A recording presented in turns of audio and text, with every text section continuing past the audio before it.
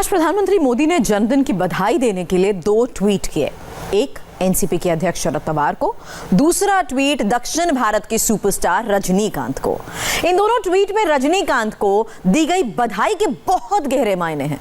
रजनीकांत आज 70 साल के हो गए हैं और अब वो नए साल में नई पार्टी बनाने जा रहे हैं। उम्र की इस मंजिल पर रजनीकांत की नई पारी कैसी होगी और उसमें बीजेपी का रोल क्या होगा, हमारे संवाददाता टी राघवन की इस रिपोर्ट में देखिए। पॉलिटिक्स का सुपरस्टार और दक्षिण की फिल्म इंडस्ट्री का सुपरस्टार, दोनों का फ्यूजन तमिलनाडु की राजनीति में टर्निंग पॉइंट बन सकता है। ये तस्वीरें पुरानी हैं, लेकिन ये दक्षिण की पॉलिटिक्स की बुनियाद कही जा सकती है। रजनीकांत इस वक्त बीजेपी की बंद मुट्ठी की तरह है, जिसे वो 2021 में खोलने की तैयारी कर रही है। ये बीजेपी का सबसे बड़ा पॉलिटिकल सस्पेंस है, जो तमिलनाडु की राजनीति में बीजेपी को सुनामी वाली एंट्री दे सकता है। 70वें जन्मदिन के मौके पर एक्टर से नेता बनने की तैयारी कर रहे रजनीकांत को लेकर बहुत सी चर्चा चल रही है। क्या साल 2021 में तमिलनाडु में होने वाले विधानसभा चुनाव में वो बीजेपी का साथ देंगे या फिर खुद की पार्टी बनाकर अकेले चुनाव लड़ेंगे? इस बात पर सस्पेंस अभी भी बना हुआ है। इन दोनों बातों के कयास 2 ट्वीट के बाद सही लगाए जा रहे हैं। रजनीकांत और प्रधानमंत्री मोदी की इक्वेशन समझने के लिए ये ट्वीट देखिए। 17 नवंबर को प्रधानमंत्री मोदी के जन्मदिन पर रजनीकांत ने उन्हें विश करते हुए जो ट्वीट किया। अब 12 दिसंबर को प्रधानमंत्री ने रजनीकांत के जन्मदिन पर उन्हें ट्वीट करके बधाई दी। रजनीकांत की फिल्मों को देखकर उनका स्टाइल, उनका रौब, उनकी स्क्रीन अपीयरेंस सब राजनीति के प्लेटफॉर्म पर नजर आने लगे। 70 साल की उम्र में भी वो ब्लॉकबस्टर, लेकिन अब सबको 2021 के साथ इंतजार है 31 दिसंबर का, जब रजनीकांत पॉलिटिकल पारी को लेकर बड़ा ऐलान कर सकते हैं। रजनीकांत 31 दिसंबर को अपनी पॉलिटिकल पार्टी की लॉन्च की तारीख का ऐलान कर सकते हैं। तमिल कैलेंडर के मुताबिक जिस जन्म नक्षत्र में रजनीकांत जन्मे हैं, ऐसा माना जाता है कि अगर दिसंबर में किसी काम के शुरुआत का ऐलान कर जनवरी में अगर उसे पूरा किया जाए तो वो काम सफल रहता है। मुझे भरोसा है कि मैं जिस रास्ते पर निकला हूं उसमें मुझे जरूर सफलता मिलेगी। हर इंसान की जिस तरह किस्मत होती है उसी तरह हर राज्य की भी किस्मत होती है। अब तमिलनाडु की किस्मत बदलने का समय आ गया है, सरकार को बदलने का, राजनीति को बदलने का भी समय आ गया है। अभी नहीं तो कभी नहीं बदलेंगे, सब कुछ बदलेंगे। रजनीकांत की पॉलिटिकल लाइफ शुरू होने से पहले उनकी पर्सनल लाइफ जानने की जरूरत है।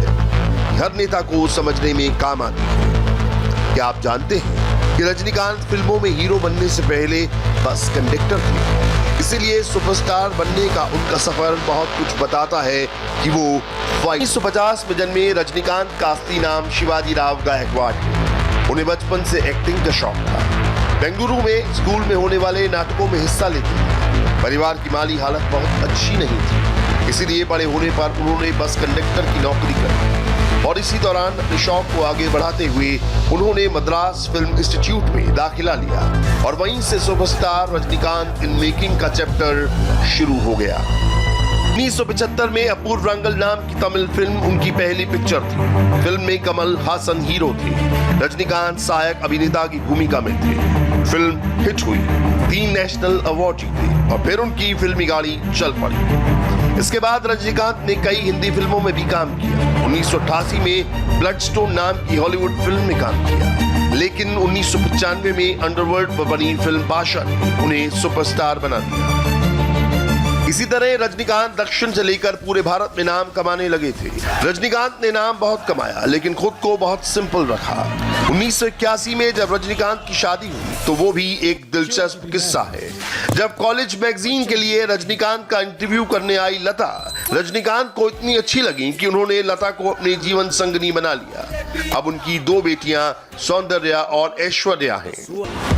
कुछ रिपोर्ट्स के मुताबिक रजनीकांत की कुल चल अचल संपत्ति करीब 500 करोड़ है। फिलहाल वो एक फिल्म के लिए करीब 50 करोड़ चार्ज करते हैं। रजनीकांत का महानायक का दर्जा उन्हें तमिलनाडु की पॉलिटिक्स में सबसे बड़ा नाम देने जा रहा है। क्योंकि 31 नंबर रजनीकांत का लकी नंबर है, इसीलिए उन्होंने 31 दिसंबर को नई पार्टी के तारीख का ऐलान करने का फैसला किया है। तमिलनाडु की जनता के लिए मेरी जान भी चली जाए तो मुझे बहुत खुशी होगी। मैं जो वादा करता हूँ उससे कभी पीछे नहीं हटता। एक राजनीतिक बदलाव बहुत ज़रूरी है, ये वक्त की ज़रूरत है, बहुत ज़रूरी भी है। राजनीतिक बदलाव होना ही चाहिए। अगर अभी नहीं हो पाया तो कभी नहीं हो पाएगा। बदलाव लाना ही होगा। सब कुछ बदलेंगे, सब मिलकर बदलेंगे। रजनीकांत की सियासी एंट्री को लेकर एआईएडीएमके से लेकर डीएमके टेंशन में, उसकी कई वजह। तमिलनाडु की पॉलिटिक्स में सुपरस्टार का जबरदस्त आकर्षण रहा है। तमिलनाडु के लोग पर्दे के हीरो जैसा ही अपने लीडर को देखते हैं। एमजीआर, जयललिता फिल्म स्टार, लेकिन सबसे बड़े लीडर बने। करुणानिधि फिल्म स्टार नहीं थी, लेकिन बड़े स्क्रिप्ट राइटर और गीतकार थे। करुणानिधि कलिंगर नाम से लिखती थी। उनकी रचनाओं का जनता पर प्रभाव पड़ा। तमिलनाडु की जनता ने इसी इमोशनल अटैचमेंट की वजह से उनको कई बार सीएम बनाया। इसलिए तमिलनाडु की सियासत में थलेवा की एंट्री का मतलब गहरा है। मौजूदा लीडर पनीर सेल्वम, पलानी स्वामी या फिर स्टालिन, ये सब फिल्मों से नहीं है। तमिलनाडु की राजनीति में जो स्टार वाला वैक्यूम जयललिता और करुणानिधि के बाद पैदा हुआ है, उसको रजनीकांत भर सकते हैं। यही वजह है कि रजनीकांत की पॉलिटिकल एंट्री तमिलनाडु के लिए बहुत मायने रखती है, और वो भी चुनाव से पहले।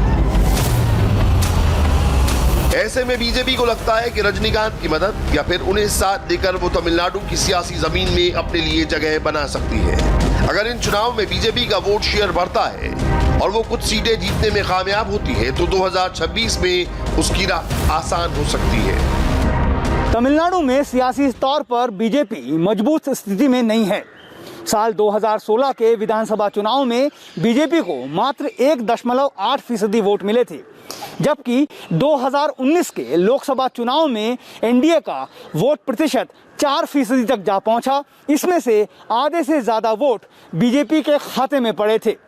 बीजेपी को ऐसा लगता है कि साल 2021 के विधानसभा चुनाव में पार्टी अपनी सियासी जमीन को और मजबूत कर सकती है। बीजेपी के लिए सॉफ्ट कॉर्नर रखने वाले रजनीकांत बीजेपी को दो तरीके से फायदा पहुंचा सकते हैं। अगर वो बीजेपी के साथ चुनाव से पहले गठबंधन करते हैं तो बीजेपी के वोट शेयर बढ़ने में इसका सीधा फायदा होगा। अगर ऐसा नहीं हुआ और रजनीकांत ने अपने बूते पर चुनाव लड़ा, तब भी बीजेपी को लगता है कि रजनीकांत डीएमके और एआईएडीएमके के वोट काटेंगे और इससे बीजेपी को ही फायदा होगा।